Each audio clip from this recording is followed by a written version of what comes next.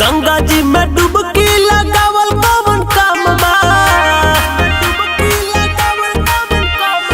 गंगा जी में डुबकी लगावल कौन काम बा। रविदास जी के चरण में सुना चारू धाम बा। रविदास जी के चरण में सुना चारू धाम बा। नइखे कोनो फायदा